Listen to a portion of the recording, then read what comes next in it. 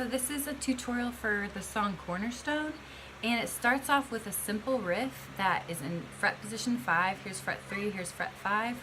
Line up your 1, 2, 3, 4 fingers, and you're going to do rest strokes with your first finger here, anchor with your thumb, and you're going to go 4, 4, 3, 3, 1, 1, 4 on B, rest. 4, 4, 3, 3, 1, 1, 4 on B. And you do that a bunch of times. You'll see how many times in a minute for the intro and some for the interlude between verses and stuff like that, between chorus and verse. So we're gonna try playing along with a recording on the piano.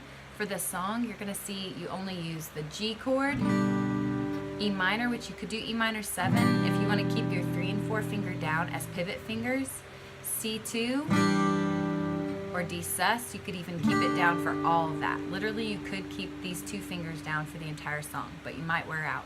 So if you want to use regular C or just regular E minor, that's totally fine.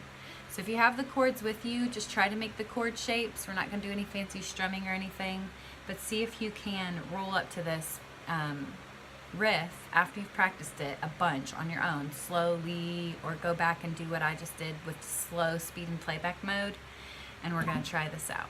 All right?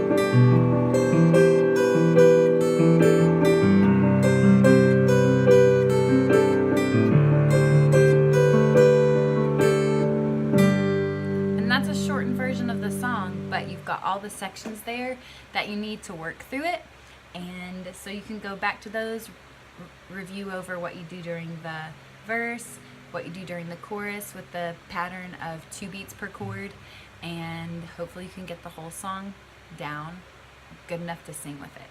Good job, guys.